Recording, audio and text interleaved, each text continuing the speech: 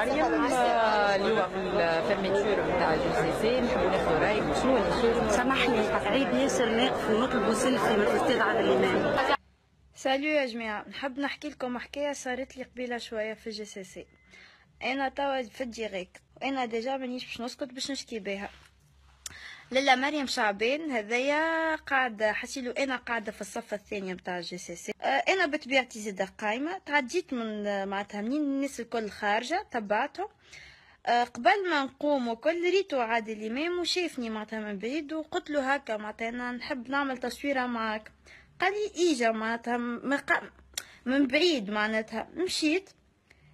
كان متربي على الاخر، وقف لي مسكين، سلم عليا، قلت له انا مريم من تونس. قال لي منوره، وحتى ولده زاده. قلت له ليه باش نعمل سيلفي.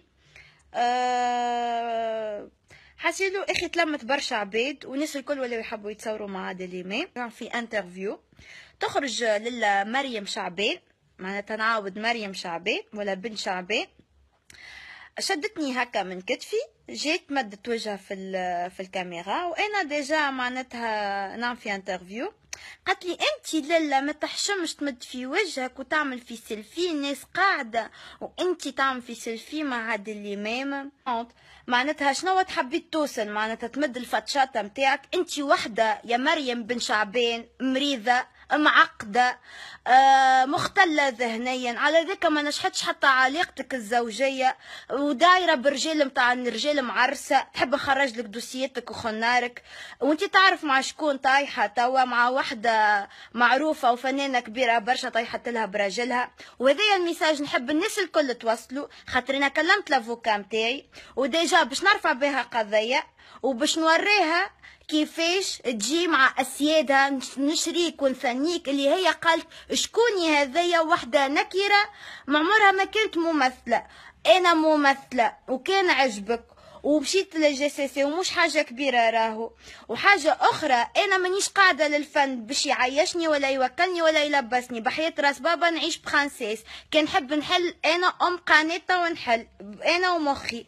معناتها انت يا للا اللي جايه من ورا البلايك يا معقده، نقولها لك معقده ومريضه ومختله ذهنيا وحياتك ماهيش ناجحه خاطر بالغيره نتاعك والشلال نتاعك. نحب نقول لك اي نعم مريم بن ملاهم ممثله ومانيش نكره، انت اللي نكره ماده وجهك في سورتو مصورينا ومذيعينا مثلا كذا نحترموا على حد السواء الناس الكل، ما يجيش نسيه تدخل وتتبرج وتعمل يجي الاستاذ عادل امام نحترموه وضيفنا ومرحبا به. تولي العباد الكل تعكس في بعضها، تولي ضق اللي راكح في الباب، يولي البهرج الكل يتيح في الماء وهوني تظهر مشكله العقليه.